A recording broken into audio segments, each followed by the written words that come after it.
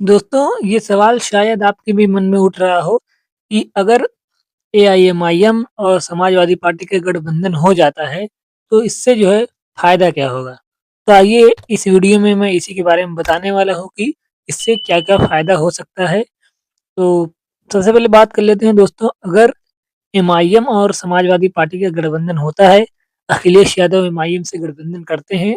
MIM गठबंधन करने के लिए तैयार दिख रही है क्योंकि एमआईएम के प्रदेश अध्यक्ष शौकत अली जो है कह चुके हैं कि हम गठबंधन जो है करेंगे, कर सकते हैं अगर समाजवादी पार्टी करेगी तो।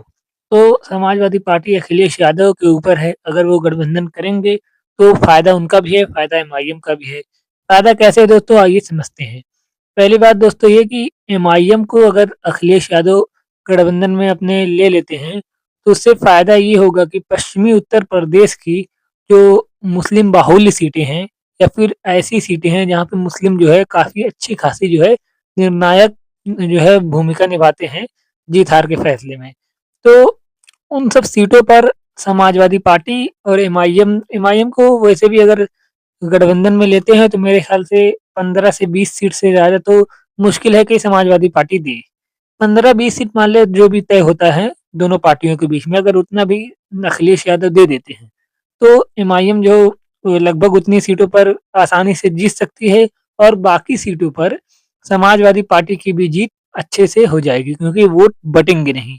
मुस्लिम वोट जो है बटेंगे नहीं। मुस्लिम वोट जब बटेंगे नहीं तो एक तरफ़ा अगर मुस्लिम वोट पड़ेंगे तो समाजवादी पार्टी और एआईएमआईएम की ही जीत होगी। क्योंकि मुस्लिम वोट अगर ओवैसी अपने कैंडिडेट को उतारेंगे तो मुस्लिम वोट उनके पार्टी में भी जाएँगे और जो है समाजवादी पार्टी में भी जाएँगे, बटेंगे जिसके कारण वो सीट दोनों पार्टियाँ हार जाएँगी। कोई नहीं जीतेगा, तीसरा कोई जीत जाएगा। तो ऐसे में यही है कि पश्चिमी उत्तर प्रदेश की काफ़ी कई सीटें जो है जैसे कि संभल हुआ, कुंदरकी हुआ और भी बहुत सारी सीटें हैं। मुझे नाम इतना नहीं याद आ रहा है, लेकिन ऐसी बहुत सारी सीटें हैं, जहाँ पर समाजवादी पार्टी और एआईएमआईएम के गठबंधन होने से सीटें जीती जा सकती हैं। पिछली बार भी एमआईएम कोई सीट नहीं जीत पाई थी, लेकिन कई सीटों पर एमआईएम का परफ़ॉर्मेंस ठीक-ठाक था। एमआईएम वो सीटें अगर इस बार मेहनत करेगी, तो एमआईएम वो सीटें इस बार जीत सकती है। लेकिन अगर समाजवादी पार्टी और एमआईएम का गठबंधन हो जाता है, तो बहुत अच्छी बात है। इसमें तो और भी जो है दोनों पार्टियों को फ़ायदा हो जाएगा, बहुत सारी सीटों पर। लेकिन दोस्तों अगर अखिलेश यादव तेजस्वी यादव वाली गलती कर देते हैं और वो भी एमआईएम को हल्के में लेते हैं या फिर किसी वजह से एमआईएम को गठबंधन में शामिल नहीं करते हैं तो उनको भी जो है नुकसान भारी नुकसान हो सकता है। बहुत सारी सीटें जो है उनको बहुत सारी सीटों पर नुकसान हो सकता है। क्योंकि 2022 के मुकाबले एमआईएम अब उत्तर प्रदेश में और ज़्यादा मजबूत हो चुकी है। 2022 में उतनी मजबूत नहीं थी जितनी मजबूत अब हो गई है। तो ऐसे में यही अनुमान लगाया जा रहा है कि अगर समाजवादी पार्टी और एआईएमआईएम का गठबंधन नहीं होगा, तो समाजवादी पार्टी को भारी नुकसान हो सकता है। समाजवादी पार्टी ये जो है मौका गँवा देगी और उसको भारी नुकसान होगा इलेक्शन के अंदर ऐसा अनुमान लगाया जा रहा है। एमआईएम को साथ ले लेना समाजवादी पार्टी के लिए भी जो है फ़ायदेमंद साबित हो सकता है और एआईएमआईएम के लिए भी फ़ायदेमंद साबित हो सकता है। एमआईएम के लिए जो है मेहनत कर रही है एमआईएम अभी उत्तर प्रदेश में 2017 में कुछ सीटों पर 36 या 38 सीटों पर इलेक्शन लड़ी। 2022 के अंदर लगभग 90 प्लस जो है सीटों पर इलेक्शन लड़ी और 2027 के अंदर एमआईएम देखते हैं कितनी विधानसभा सीटों पर चुनाव लड़ती है।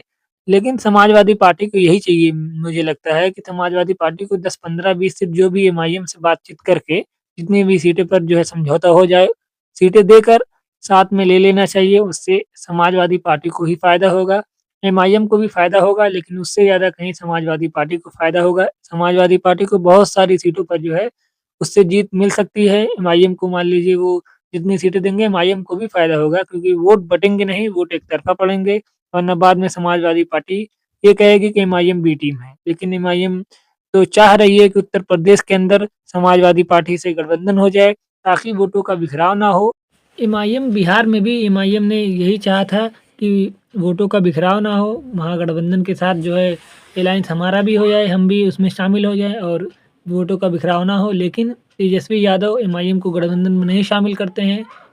वही गलती अगर अखिलेश यादव भी करते हैं तो उनको भी काफ़ी सारी सीटों पर नुकसान हो सकता है। बिहार के अंदर एमआईएम 5 विधानसभा सीटों पर धमाकेदार शानदार जीत दर्ज की और कई सीटों पर 2 सीटों पर एमआईएम दूसरे नंबर पर रही और कई सीटों पर एमआईएम तीसरे नंबर पर रही। दोस्तों, आपको क्या लगता है कि अखिलेश यादव को एमआईएम के साथ गठबंधन करने लेना चाहिए या फिर एमआईएम के साथ गठबंधन नहीं करना चाहिए? एमआईएम को अकेले इलेक्शन लड़ने देना चाहिए? आप इस पर कमेंट में लिख सकते हैं। वीडियो को लाइक करें, चैनल को सब्सक्राइब करें, बेल आइकन ज़रूर दबाएं ताकि आने वाली हमारी हर वीडियो आप तक सबसे पहले पहुंच सके।